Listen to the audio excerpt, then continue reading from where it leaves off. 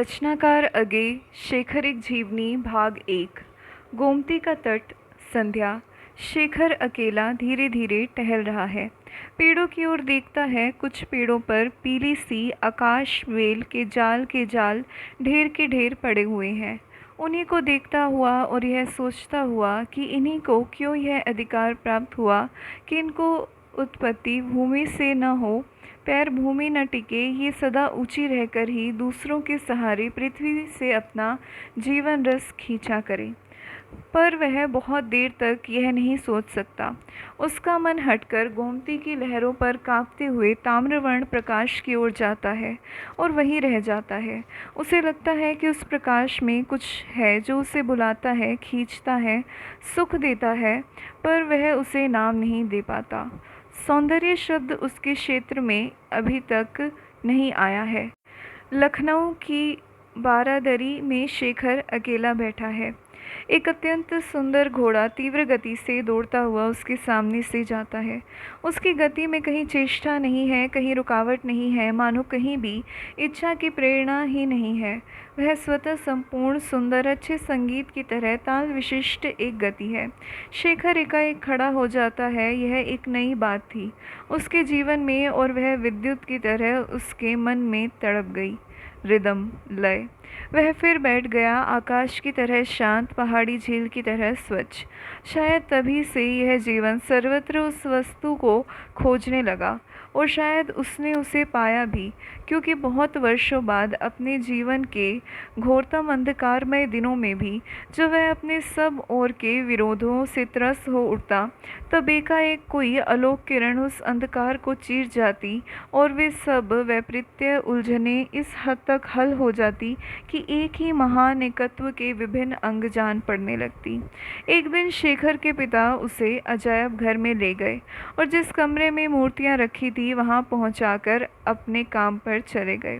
शेखर कुछ सहमा हुआ इधर उधर देखने लगा।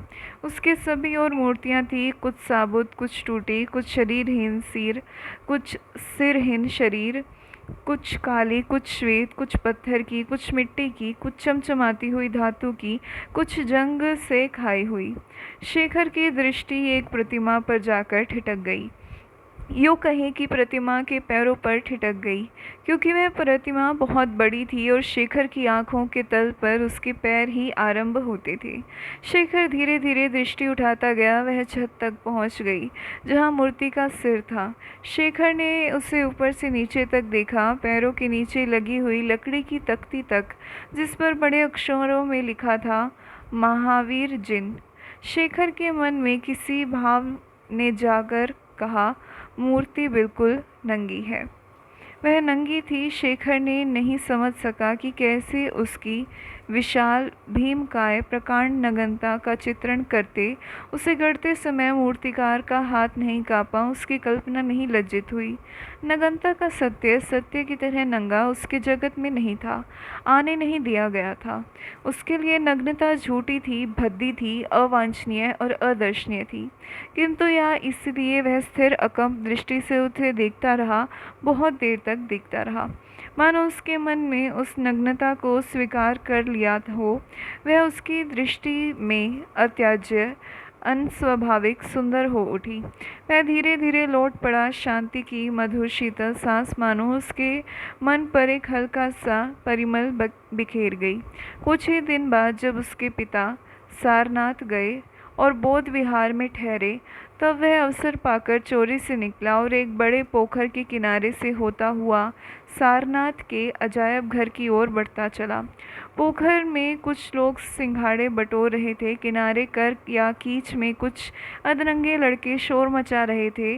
उनकी ओर उसने आंख उठाकर देखा भी नहीं। किसी समय जो दृश्य आह्लादमयी आत्मविस्मृति में डुबा देता है, वह आज उसके लिए देखने की वस्तु ही नहीं रही, क्योंकि वह अजायब घर की ओर जा रहा था। सारनाथ के अजायब घर को बहुत कम लोग देखने आते। जिस समय शेखर वहां पहुंचा, उस समय उसके बंद होने का समय भी था। शेखर ने देखा, दरवाजे पर या चरखड़ी के पास कोई चपरासी नहीं था। वह चुपचाप चरखड़ी के नीचे से होकर भीतर हो गया। दाईं ओर मूर्तियां पड़ी थी। शेखर कुछ देर उन्हीं की ओर देखता घूमता रहा, फिर तारा की एक मूर्ति की चौड़ी पीठिका पर बैठ गया। एकाएक उसे लगा वहाँ एक अनभ्यस्त नीरवता छाई हुई है, इतनी अधिक कि वह ध्यान देकर सुनने लगा, कहीं कोई तनिक सा भी शब्द हो, पर नहीं, वह अखंड है। वह जल्दी से उठा और बाहर की ओर गया। द्वार बंद है, अजायब घर के भीतर वह अकेला है। वह धीरे धीरे लौट आया, आकर फिर उसी स्थान पर बैठ गया। जब हम साथ चाहते हैं, ध्वनि चाहते हैं, तब नीरवता हमें खटकती है। हम उसे सुनते हैं और वह हमें बोलती हुई जान पड़ती है, उस शब्द से बोलती हुई जान पड़ती है जिसके लिए प्राचीन काल में किसी मनस्तत्वेद साहित्यकार ने साएं साएं करना वाक्य प्रयुक्त किया था।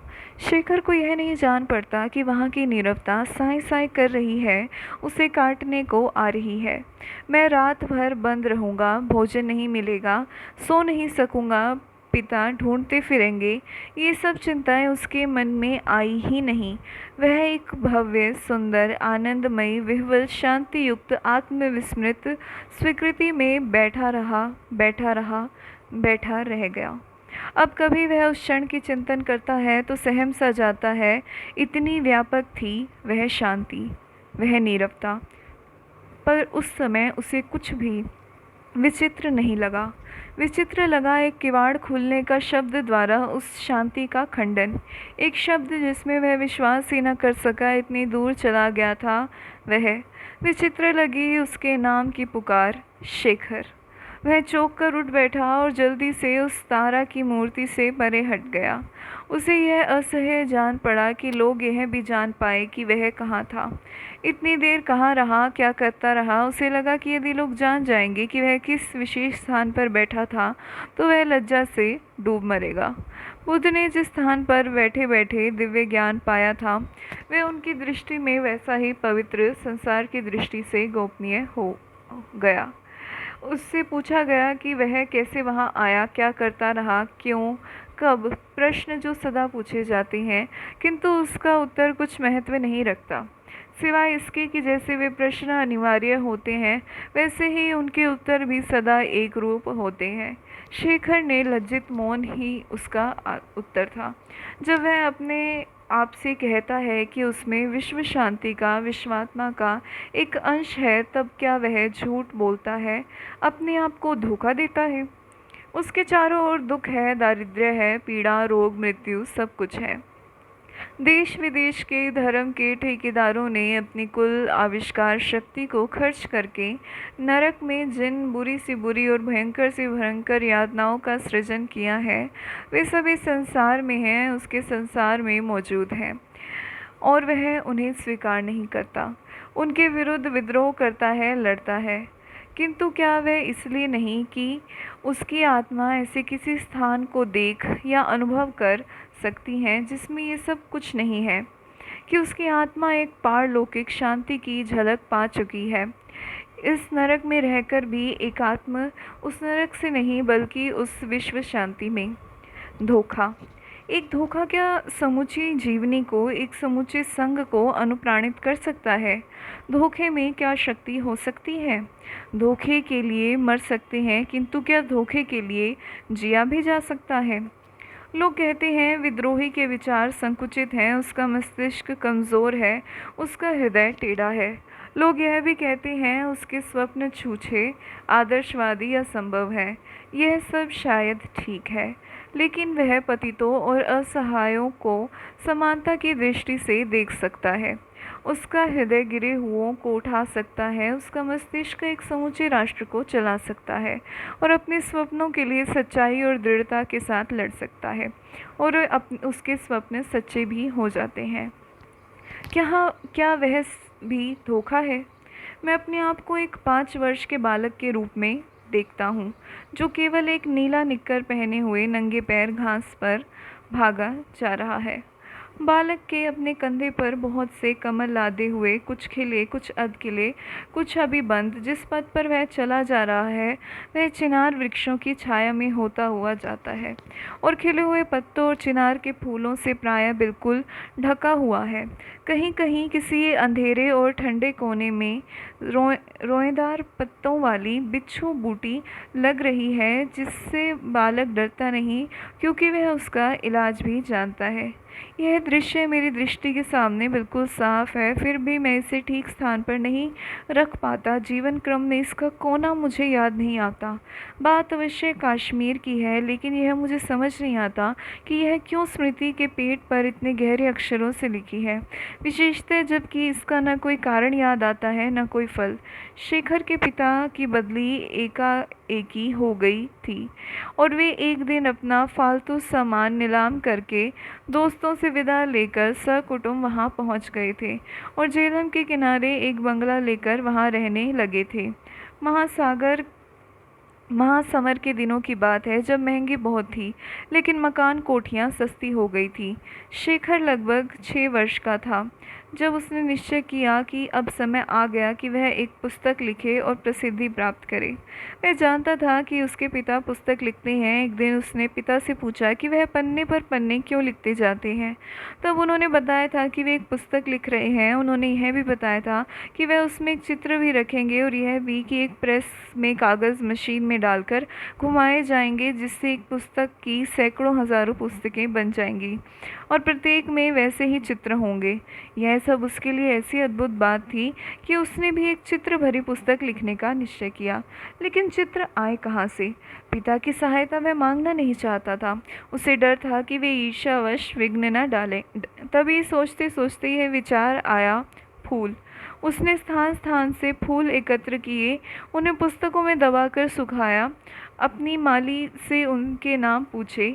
इस प्रकार सामग्री तैयार कर लेने के बाद उसने पुस्तक आरंभ करने की ठानी। पहले कठिनाई हुई कागज़ की। एक दिन जब पिता दफ्तर गए हुए थे, तब उसने उनकी चाबी चुराकर मेज़ का दराज खोला और उसमें से पिता की चिट्ठी लिखने के सबसे अच्छे कागज़ निकाले, कार्ड से मोटे, चिकने, चमकदार और कोने में लाल सरकारी चिन्ह शेरगढ़ी से विभूषित। शेखर ने देखा कि चित्रों के लिए सभी पुस्तकों में मोटा और चिकना कागज़ लगता है। 20 एक कागज़ लेकर शेखर ने अपनी बहन से उन्हें सिलवा लिया।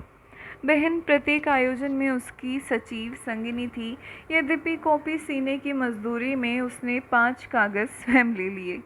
अब शेखर को अपनी पुस्तक पर जिल्द की चिंता हुई और इसका जो हल उसने निकाला वह इतना साहसिक था कि उसने अपने धड़कते हुए हृदय को संभालकर पुस्तक की अलमारी में से सुनहरी चमड़े की जिल्द वाली बाइबल निकाली।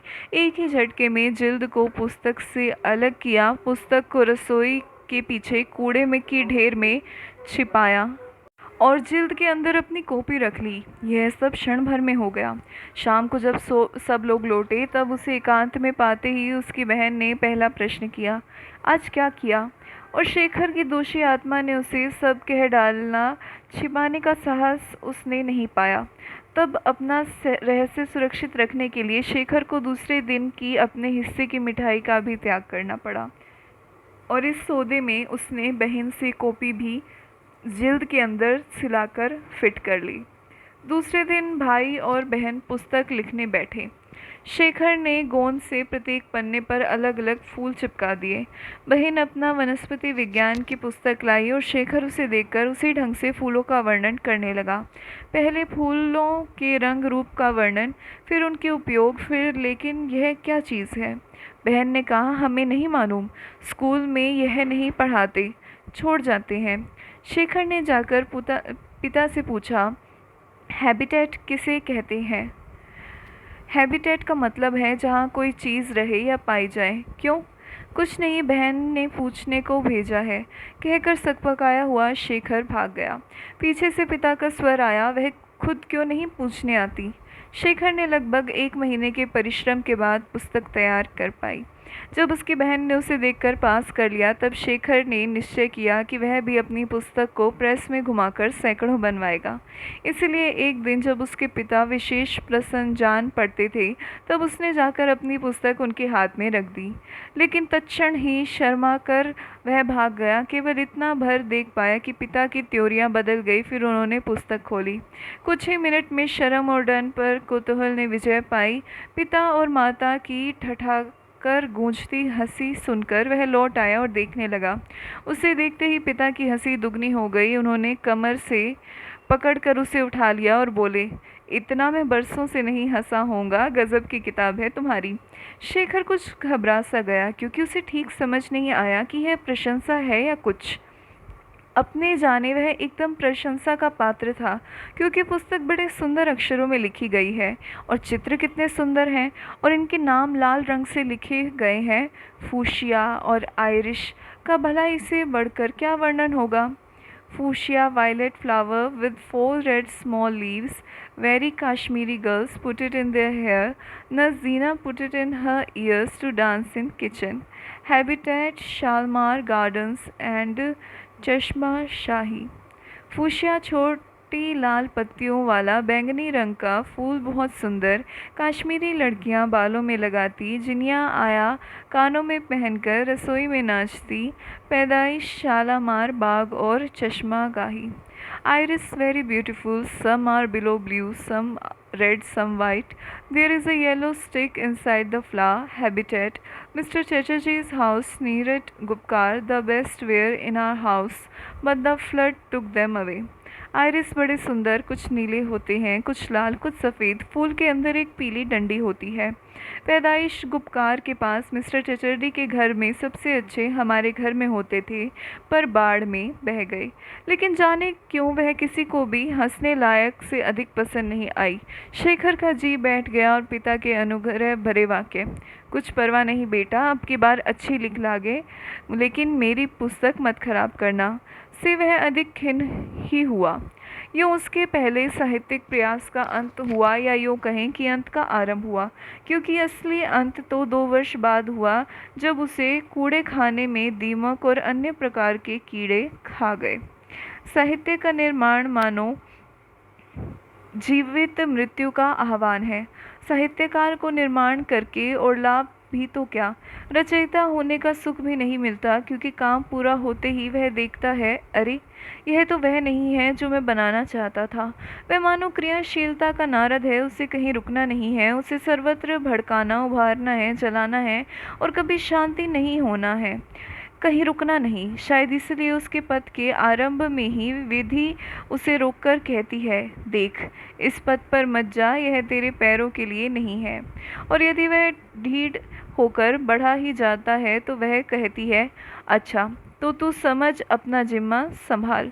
और निर्मम अपने खाते में से अपने पोष्य और रक्षणीय बच्चों की सूची में उसका नाम काट देती है। शेखर ने कोई 6 मास बाद दूसरा प्रयास किया। अब की बार यह पद्य में था। वसंत के एक दिन शेखर जम्मू में था। कश्मीर की सड़क भी बंद थी, धूप काफ़ी पड़ने लगी, फिर भी शेखर नंगे सर नंगे पैर बाहर फिर रहा था। कुछ ही देर बाद जब उसके पैर तप जाते, तब वह उस कमरे में भाग आता जहाँ कुछ ही देर में उसकी पढ़ाई शुरू होने वाली थी। जो कुछ मिनट उसके बाकी थे, उन्हें वह किसी प्रकार की शारीरिक उद्योग में बिताना चाहता था। तभी उसके भाई ने आकर सूचना दी कि मास्टर साहब आ गए हैं। मास्टर साहब जॉन गैस नामक एक अमेरिकन थे, जो और शेखर उन्हें सदा मिस्टर गैस कहता था। आज यह देखकर कि मास्टर साहब के आने से उसके मनोरंजन में विघ्न पड़ता है, उसे मास्टर साहब पर क्रोध आया। कमरे की ओर जाते जाते उसको एक शरारत सूझी, दूसरे शब्दों में उसे कविता की दिव्य प्रेरणा प्राप्त हुई। जब से शेखर की पुस्तक का निरादर हुआ, तब से उसके मन में वह अपमान और उपहास खल रहा है, और उसका निश्चय था कि कभी अवसर पाकर वह किसी विराट काव्य चेष्टा से अपनी खोई हुई इज्जत दोबारा पाएगा। आज एकाएक उसे विचार हुआ कि वह अवसर आ गया। उसने जाना कि वह कवि है। मास्टर के सामने पहुंचकर शेखर ने सीखे हुए तोते की तरह नम्रता से कहा, good morning mister gas. Good morning कहकर मास्टर साहब बैठ गए। शेखर, जिसकी धूप से चौंधियाई हुई आंखों के भीतर अंधेरा मालूम हो रहा था, धीरे धीरे टटोलकर स्टूल पर बैठा और बैठते ही बोला, मिस्टर गैस, मैंने आपके लिए एक कविता लिखी है। मिस्टर गैस ने मुस्कुराकर कहा, अच्छा सुने तो। शेखर ने तत्काल कुछ गाती सी आवाज़ में कहा, my teacher's name is mister gas. If G is gone then he is an ass. मेरे गुरु का नाम मिस्टर गैस है, यदि जी हटा दिया जाए तो वे एस गधा हो जाए। लगभग आधे घंटे बाद घर से मील भर दूर एक मौलश्री के बाग में बैठा हुआ शेखर अपने आरक्त गाल मल रहा था और संसार की न्यायहीनता को रो रहा था। पिता से पिटता हुआ वह यहाँ तक भागता था और जब वे पिट कर लौट गए थे तब यहीं बैठकर सोचने लगा था। विवश क्रोध के बीच जब उसे याद आता था कि वह कहाँ है, तब वह एक आधा फूल तोड़कर सूंघने लगता और फिर विचार में डूब जाता था। भाई बहन होकर भी बहुत देर तक अपरिचित रह सकते हैं, बल्कि जीवन पर अजनबी रह सकते हैं। शेखर ने भी अपनी बहन को बहन की तरह लगभग 6 वर्ष की आयु में जाना था, और वह भी तब जब उसकी एक और शिशु सखी ने उसे सिखाया था कि बहनापन होता है क्या। वह सखी थी शशि। शेखर ने शशि को पहल तब देखा था जब उसकी आयु कोई 4 वर्ष थी। शशि की 3 से अधिक न होगी। शशि की माँ विद्यावती शेखर की माँ की बहन लगती थी और इसी नाते अपनी लड़की के साथ उनसे मिलने आई थी और उनके पास ठहरी थी। जिस समय वे पहल आई उस समय शेखर सोया हुआ था। सवेरे उठकर उसने देखा उसकी खाट से कुछ ही दूर एक दूसरी खाट पर एक लड़की बैठी है और जिज्ञासा भरी आंखों से उसकी ओर देख रही है। तभी उसकी माँ ने आकर कहा, शेखर, यह तुम्हारी बहन है। शेखर ने नहीं माना, यद्यपि वह कुछ बोला नहीं। भला यह भी कोई बात है कि कोई कह दे यह तुम्हारी बहन है और वह बहन बन जाए। यह सरस्वती है, वह शेखर की बहन है। जब से वह जानता है तब से उस घर में रहती है, जिसके साथ खेलती है, पिता से डांट खाती है और गुस्से में आकर उसे पीटती है। और यह शेखर ने मन में अपने को शशि से मार खाते हुए कल्पना करने की चेष्टा की और फौरन मन ही मन बोला, हूँ। और उसने जान लिया कि कोई लाख कहे शशि शशि है, उसकी बहन नहीं। थोड़ी देर बाद शेखर की माँ ने कहा, आओ तुम दोनों नहा लो, और उन्हें स्नानागार में ले जाकर बिठा दिया। शेखर के नहाने का ढंग यह है कि स्नानागार में पानी बहने के लिए जो नाली है उसे कपड़े से बंद कर देता है और जब दहलीज तक पानी भर जाता है तब उसमें उछल कूद करता है। आज भी उसने इसी प्रकार पानी भरना आरंभ किया। शशि एक कोने में खड़ी उसे देखने लगी। शेखर ने उसे ध्यान भी नहीं दिया। पानी भर गया, शेखर नहाने लगा, शशि फिर भी वहीं खड़ी रही। तभी शेखर की माँ फिर आई और शशि को एक छोटा सा पीतल का लोटा देते हुए बोली, ले तू इससे नहा ले, और चली गई। शशि जब अपने छोटे छोटे हाथों से लोटा थामकर नल से भरने लगी तब शेखर उसके पास आकर रुष्ट स्वर में बोला, यह लोटा मेरा है। शशि अपनी बड़ी बड़ी आंखें खोलकर उसकी ओर देखने लगी, न बोली न हिली, पानी भरती रही। शेखर ने और आगे बढ़कर कहा, मेरा है, दे दो। शशि ने कुछ पीछे हटते हुए कहा, नहीं, मैं नहाऊंगी। दो कहकर शेखर इस पर झपटा, लोटा छीन लिया और बात ही बात में शशि का माथे पर दे मारा। शशि चिल्लाई, माँ, और रोने लगी। शशि की माँ ने आकर देखा और सब समझ गई। शेखर से बोली, तुमने मारा है? शेखर ने शशि के माथे से खून बहता देखकर झट लोटा भूमि पर रख दिया। सहमा खड़ा रहा। शेखर की माँ भी हाथ में एक सोंटा लिए दौड़े आई और शशि से बोली, इसने मारा है ना? पता नहीं शेखर का मुंह देखकर या सोटा देखकर वह किसी और कारण से शशि ने लोटे की ओर इशारा करते हुए कहा, लोटा लग गया। कैसे? शेखर ने मारा? आप ही लग गया, कहकर वह फिर रोने लगी। शेखर की माँ उसे शेखर को डंडा दिखाकर घूरती हुई चली गई। विद्यावती ने एक बार शशि की ओर देखा और फिर धीरे धीरे शशि का माथा धोने लगी। शेखर और नहाया नहीं, चुपचाप कपड़े पहने, फिर क्षण भर खड़ा रहा, फिर शशि की ओर देखते हुए झपटकर लोटा उठाकर बाहर चला गया। उसके बाद वह शशि से बोला नहीं, पर जब वे खाना खाने बैठे तब उसने चुपचाप अपने लोटे में पानी भरा और उसे शशि की थाली के पास रख दिया, फिर स्वयं खाने लगा। जब शशि ने बिना उसकी ओर देखे ही लोटा उठाकर उसमें से पानी पी लिया तब शेखर को लगा उसने संसार की सब लोटों से बढ़कर एक चीज़ पा ली। उसी शाम को शशि चली गई और शेखर ने फिर 10 वर्ष तक उसे नहीं देखा। शेखर की बहन का नाम था सरस्वती। वह शेखर से 5 वर्ष बड़ी थी। उसके बाद शेखर के बड़े 2 भाई थे, ईश्वरदत्त और प्रभुदत्त। शेखर का जन्म नाम तो बुद्धदेव ही रखा गया था, पर विद्यावती ने उसे देखते ही जाने क्या सोचकर उसकी माँ से कहा था, बहन, इसका नाम चंद्रशेखर रखो। औरों के विरोध करने पर भी वह उसे बराबर शेखर ही कहती थी, और इसके इस आग्रह से धीरे धीरे सभी ऐसा करने लग गए थे। तो सरस्वती और शेखर साथ खेलते थे, लेकिन उनके खेल में उनके साथ की अपेक्षा सरस्वती के हाथ और शेखर के गालों का साथ अधिक रहता था। और जब से शेखर के पिता ने सरस्वती को आज्ञा दी थी कि वह शेखर को पढ़ाया करे, तब से तो शेखर ने समझ लिया था कि बहन उस जंतु का नाम है जो खेल में झगड़ा करे, अपनी गलती होने पर उसे पीट डाले, तंग करे, सीधे अक्षर पढ़ाकर संयुक्त अक्षर, यद्यपि शेखर तब उन्हें संयुक्त अक्षर नहीं कहता था, पढ़ाए, न पढ़ने पर पिता से कहे, और कभी किसी बात में विरोध होने पर माँ से यह फतवा प्राप्त कर ले कि वह बड़ी है, इसलिए शेखर को उसका कहना मानना चाहिए। जब वे कश्मीर गए तब शेखर को इस बात में बड़ा मज़ा आता था कि कभी वर्षा के दिनों वह रात में चुपचाप खिड़की खोल दे ताकि खिड़की के पास सोई हुई सरस्वती भीग जाए। शेखर ने आग्रह किया था कि खिड़की के पास वह सोएगा क्योंकि वहाँ से चांद दिखता है, पर माँ की आज्ञा हुई कि वह नहीं सो सकता, उसे ठंड लग जाएगी क्योंकि वह छोटा है। लेकिन वहीं कश्मीर में उन्हीं वर्षा के दिनों एक दिन सरस्वती मन में एकाएक सरस्वती से बहन और बहन से सरस हो गई थी। यद्यपि इस अंतिम अंतरंग नाम का उसने कभी उच्चारण नहीं किया, इसे मन में ही छिपा रखा।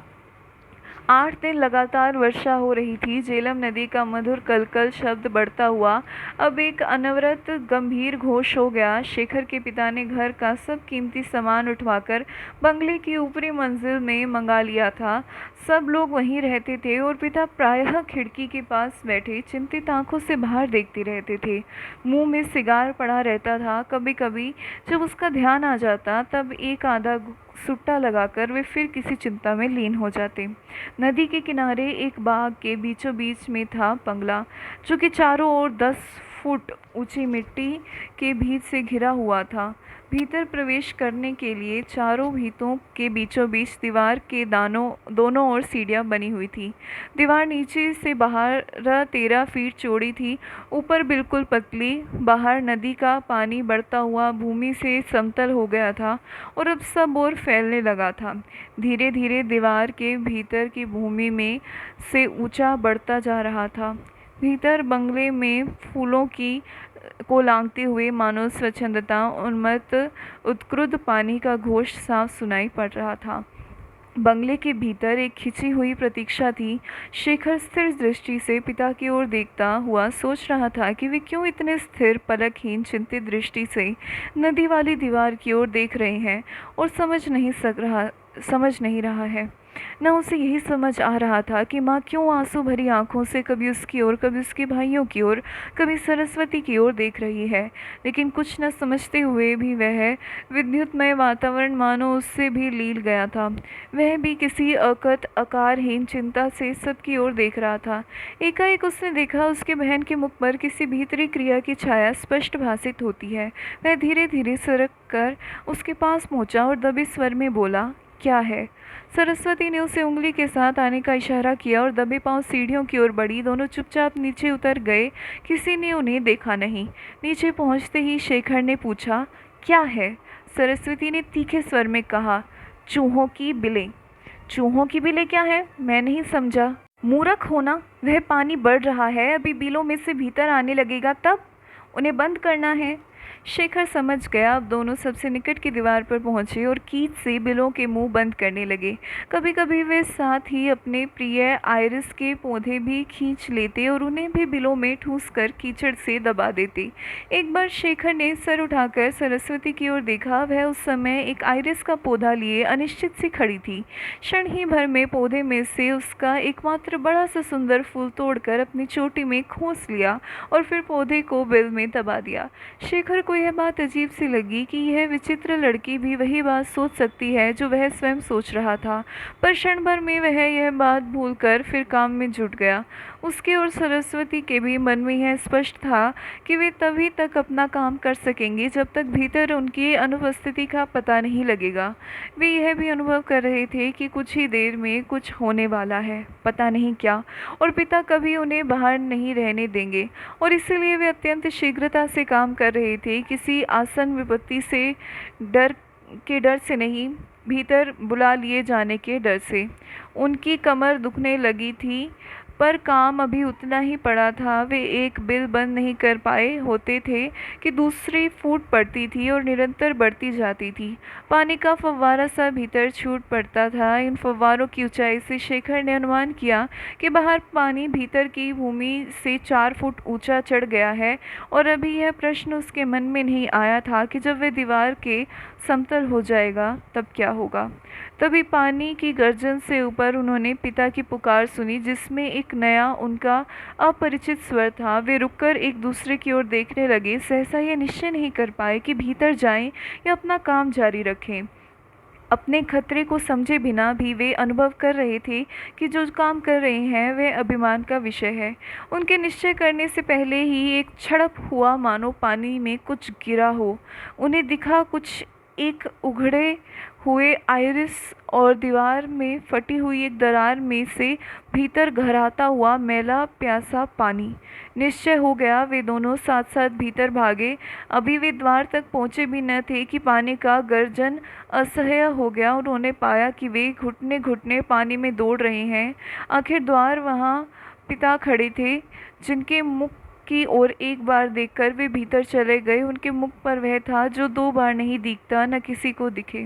क्षण भर बाद सब लोग ऊपर मंजिल में इकट्ठे हो गए। कुछ मिनट में निचली मंजिल में पानी भर गया। पानी अपने साधारण तल से 25 फीट चढ़ आया था। उस समय तो इतना ही, लेकिन उसके बाद बार बार शेखर को उस क्षण का ध्यान आने लगा जब पिता की पुकार सुनकर उसकी और सरस्वती की आंखें मिली थी, जब दीवार टूट गई थी, जब किसी मूक समझौते में दोनों साथ साथ घर की ओर दौड़े थे, क्योंकि वास्तव में वह एक ही क्षण था, काल की गति का एक अविभाज्य टुकड़ा, अनुभूति का एक ही झोंका, हृदय का एक ही स्पंदन। और उसे लगने लगा कि सरस्वती ने उसे कुछ कहा था, कुछ बताया, कुछ सिखाया था। क्या?